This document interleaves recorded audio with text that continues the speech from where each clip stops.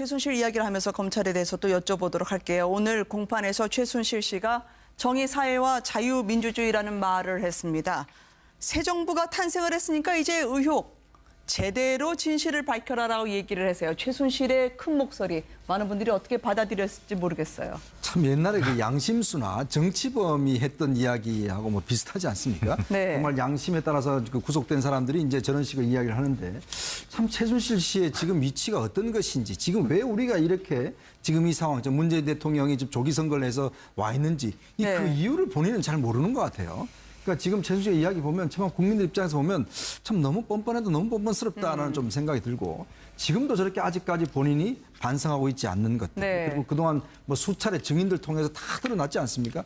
저는 참 놀라웠던 게 뭐냐면 이번 재판에서 많은 증인들이 보면 수백 명의 뭐 증인들이 나왔지 않습니까? 그중에서 정말 최순실을 좋게 여긴 사람이 한 명도 없었다는 게 저는 굉장히 놀라운 사실 같아요. 네. 다들 오늘 또 뭐 그 재판에 나왔던 증인들이 하는 이야기를 보면 정말 어떻게 저런 사람인가 이렇게 성질을 많이 부렸다든지 그 사람에 대해서 잘못 그 나쁜 이야기를 많이 하는 걸 보면 그러니까 최순실가 이 버려놓은 이 상황 자체가 너무나 크고 너무나 깊은데도 불구하고 여전히 아직까지도 반성을 못하고 있는 것 같습니다. 근데 이게 최순실 씨의 어떤 지금 심리 상태는요. 제가 볼 때는 본인은 아무 잘못 없다고 확실하게 믿고 있는 것 같습니다. 네. 그러니까 이게 어떤 본인의 잘못들이 있다고 하면은 그게 사회적으로 지탄을 받거나 이렇게 했을 때 이런 현상들이 나타나는 것으로 저는 알고 있거든요. 네. 그러니까 자기가 믿어왔던 게 만약에 자기 스스로 그거를 부정하게 될 경우에는 자기 존재의식 자체가 허물어져 버리기 때문에 그걸 인정하고 싶지 않은 것이고요. 인정하지 않다 보니까 실제로 자기는 그런 일을 전혀 저지르지 않았다고 지금 확실하게 믿고 있는 상황이 돼버린 겁니다. 신념화되어 있는 거예요. 저 재판장님께서 판단해달라고 이야기하는 걸 보면은 19일 날 구속 만기가 되기 때문에 석방까지 요구하는 거 아니냐라는 네, 관측이 나왔거든요. 그렇게 생각을 하는 겁니다. 본인이 아무 네. 잘못 없기 때문에 풀려날 거라고 믿고 있는 거예요, 지금. 네. 그러니까 사회가 어떻게 움직이는 거에 대해서는 본인 스스로가 전혀 입력이 안 되는 상태가 아닐까. 그러니까 심리적으로 굉장히 지금 불안정한 상황이 아닐까 이런 생각이 들고요. 네. 그러니까 사실은 뭐 최순실 씨 입에서 정의사회 구현 자유민주주의라는 얘기가 나오지 그렇지 않고서야 어떻게 저런 얘기가 나올 수 있겠습니까? 자기가 가졌던 확신은 자기가 했던 모든 행위 또 박근혜 대통령도 마찬가지지 않습니까? 네. 어떠한 잘못도 없다는 거죠. 자신들이 했던 행위가 정당하다는 그런 판단들을 갖고 했던 것이고 이거를 죄로 묻는 이 세상과 이 법정이 이 검사가 이상하다는 느낌을 갖고 있는 거죠. 네. 그래서 박근혜 전 대통령도 그렇고 최순실도 그렇고 우리가 확신범이라 그런 거죠. 양심범. 네. 정유라 자신의 딸에 대해서도 많은 분들이 좀 고개를 갸웃할 것 같습니다. 실력이 있어서 우승을 했기 때문에 당연히 지원이 들어갈 수밖에 없었던 거다. 이거를 왜 문제 삼는지 모른다고 하던데요. 왜 이 두 사람만 빼고는 나머지 분들은 최순실, 정유라 모녀에 대해서 유별나다, 성격 급하다, 상당히 모시기 힘들었다라고 얘기를 할까요? 이것도 참 이해하기 어려운 부분 중에 하나인데요. 네. 정유라 씨는 자기 입으로 말했잖아요. 저 말 타기 싫었어요. 싫었는데 억지로 타라 그래서 탔어요. 대학 네. 들어가기 싫었는데 억지로 가라 그래서 들어갔고요. 관심도 없었어요. 이렇게 말하고 있잖아요. 근데 엄마 입장에서 최순실 씨는 그걸 만약에 인정을 해버리면은 네. 그러니까 최순실 씨 부모와 딸이라고 하는 관계에서 본인이 믿고 의지했던 딸과의 관계조차 이제 완전히 사라지게 돼버리는 게 되는 거예요. 네. 그러니까 본인은 딸을 위해서 모든 것들을 헌신하고 희생을 해왔다고 믿고 있는데 만약에 그 사실조차 딸만을 위해서 특혜를 만들어내고 부정한 방법으로 뭔가를 했다고 생각하게 되면 최순실 씨는 자기 존재감이 사라져버리는 상황이 돼버릴 수 있는 거죠. 네. 심리적으로. 그렇기 때문에 이것만큼은 꼭 내가 이렇게 해서 내 딸을 위해서 모든 것들을 했다고 하는 그걸 믿고 싶은 마음을 지금 갖고 있지 않을까. 네. 그게 바로 이런 얘기들로 드러나는 거 아닌가 싶어요. 최순실은 오늘 공판에서 박 전 대통령에 대해서 어려운 분, 아직도 나는 존경한다라고 이야기를 했다고 하던데요. 박 전 대통령은 전해지는 보도에 따르면 TV 시청이 가능하지만 일절 텔레비전을 켜지 않고 재판 준비에 몰두하고 있다고 합니다. 19일 날 박 전 대통령을 혹시 증인으로 볼 수 있지 않을까라고 하는 추정은 어느 정도 현실성이 있을까요? 글쎄요, 일단 뭐 박 전 대통령은 아마 이런 이야기가 나오고 있어요. 보고 싶더라도 네. 안 보는 거다.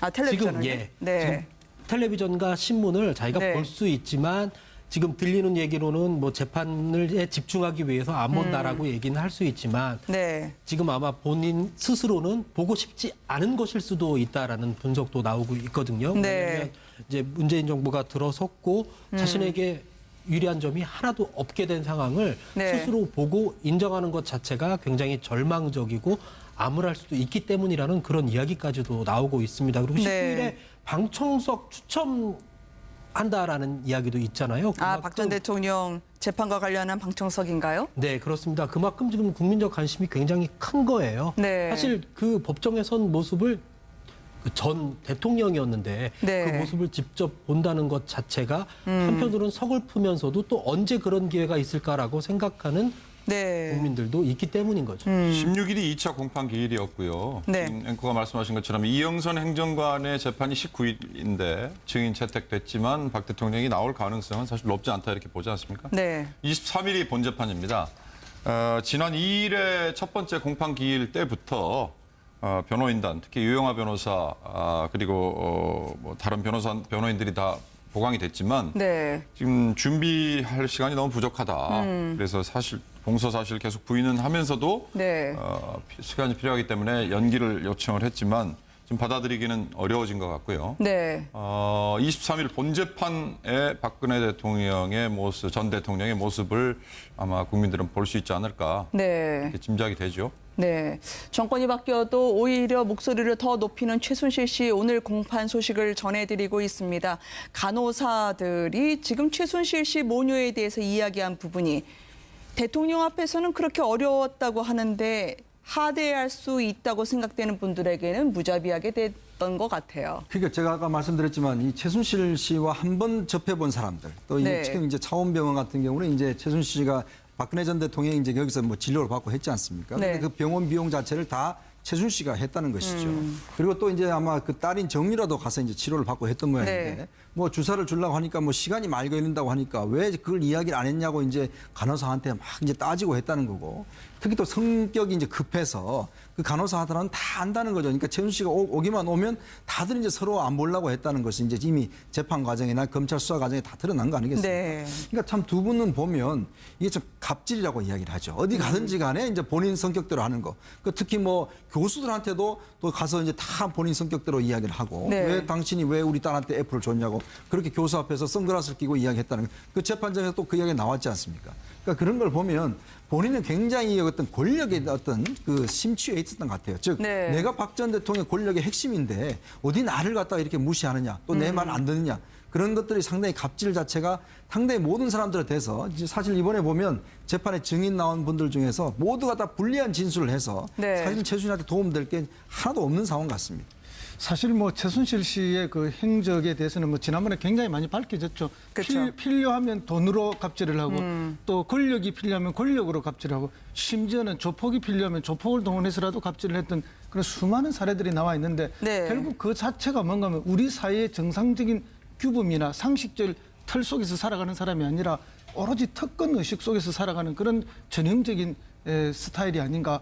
어쩌면 그렇기 때문에 박근혜 대통령을 정치인으로 데뷔시키고 당대표를 만들고 굳이 또 대통령까지 만들어서 권력을 잡아야 되겠다는 그런 강렬한 욕망이 있었던 것은 박근혜 대통령 본인도 아버지의 명예회복이라든지 권력욕도 있었겠지만 네. 오히려 최순실 씨가 똑같은 목적이 같든 다르든 그런 권력욕들 속에서 함께 동지로 그동안 진행된 것이 아닌가 그렇게 얘기 듭니다. 그러니까 저는 김영란법을 이제 네. 그 통과시킬 때 김영란 전 대법관이 했던 말이 기억이 나는데요. 네. 김영란법은 부정한 청탁을 받지 않을 수 있는 법이다. 받지 않게 해주는 법이다. 이렇게 얘기했어요. 그러니까 제가 청탁을 하고 안 하고의 문제를 떠나서 공무원들이 자꾸 청탁을 할 때 저 김영란법 때문에 못합니다. 청탁 못 받아줍니다라고 네. 핑계를 댈 수 있는 아주 좋은 법이다. 이렇게 표현했는데요. 그러니까 우리 사회에 굉장히 저런 것들이 그러니까 특권과 반칙이 계속 우리 사회에 먹혔던 거예요. 그러니까 최순실 씨가 만약에 고등학교 다닐 때 정유라 씨 뭐 그러니까 학교 성적이나 이런 것들 그리고 또 학교 수업 안 나와도 성적이 나온다는 사실을 그 학교 선생님들이 그렇지 않을 수 있다는 걸 딱 끊어가지고 보여줬으면 네. 아마 대학도 특혜 입학하려고 하지 못했을 거예요.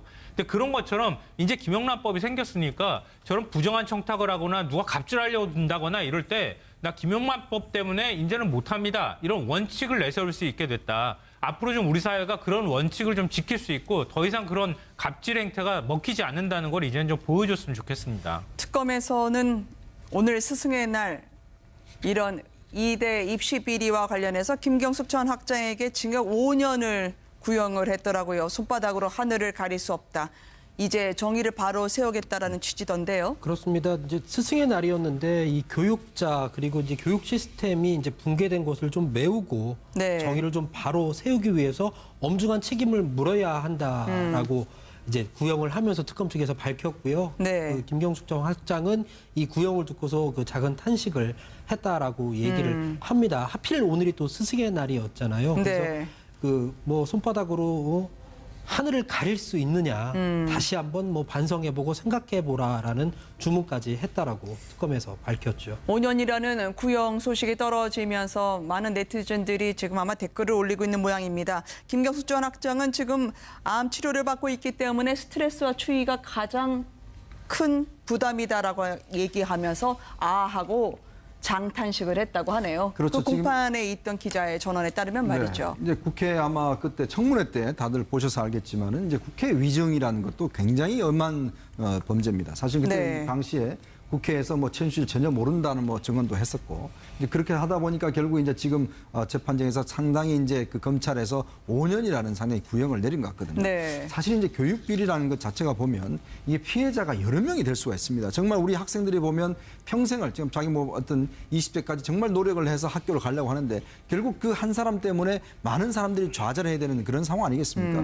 특히 또 그동안 여러 가지 이제 네. 의혹들이 있었지만 이번에 2대 입시 비리를 드러난 걸 보면 정말 그 총장부터 시작해서 담당 교수까지 전부 다 이런 거 다 돼서 어떤 이 비리를 저질렀던 그런 상황 자체가 적나라하게 드러났기 때문에 아마 이번 자체가 보면 결국 우리 사회의 어떤 대학 문화 자체가 정말 저런 것을 보면서 절대 정말 앞으로는 이 비리가 없어져야 된다는 것들을 다시 한번 각인시켜주는 그러한 상황인 것 같습니다. 네. 무너진 교육 시스템을 다시 일으켜 세우는 계기가 됐으면 좋겠다라는 의견들이 나오고 있던데요. 이제 내일로 올라가 보도록 하겠습니다. 두 번째 공판 준비기일 박 전 대통령 과연 어떤 전략으로 나올지 관심이 모아지고 있습니다. 지금 변호인단을 보면은 속속 보강이 돼 있지 않았겠습니까? 이제 7명이 됐는데 말이죠. 예, 처음에는 유영하 변호사하고 최명성 변호사 두 사람만 네. 남아 있었잖아요. 이제는 뭐 다른 변호사들이 대거 많이 보강이 됐더라고요. 부장판사 네. 출신의 이상철 변호사도 변호인으로 선임계를 내놨고요. 네.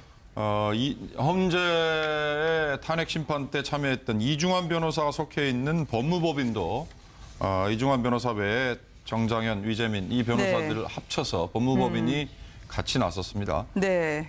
사실 뭐 헌재 탄핵 때도 그랬지만 법리적인 공방을 벌이기 위해서는 뭐 전관예우도 필요한 것도 있지만 사실 법리적으로 탄탄한 논쟁을 벌일 정도로 준비를 해야 되고 그리고 또 검찰 특검에 맞서서 빈틈없는 그런 변론을 준비를 네. 해야 되는데 그런 점에서 변호인들이 선임하기 어려울 정도로 이제 맞기를 꺼려했다 이런 얘기도 있었지 않습니까? 네. 어찌됐든 이제 23일 본재판이기 때문에 사실 이번에는 법리적인 공방을 피하기 어려운 거죠. 네. 결국 법리적인 공방은 뭐 이제 뇌물죄냐 강요죄냐 네. 그 부분이 가장 핵심이 될 거고요. 뇌물죄가 되면 뭐 어마어마한 형량과 추징금을 내야 되고 벌금을 내야 되는 그런 상황이니까 정치적으로뿐만 아니라 재산상으로도 거의 파산해야 되는 이런 문제가 생깁니다. 네. 거기에 비해서 이제 강요죄가 되면 훨씬 처벌이 가벼워지죠. 지금은 이제 박근혜 대통령 측, 전 대통령 측은 강요죄조차도 아니다라고 이야기하고 있는 거 아닙니까? 그러나 그런 법리적 논쟁은 또 별도로 하더라도 사실관계도 대부분 지금 부인하고 있지 않습니까?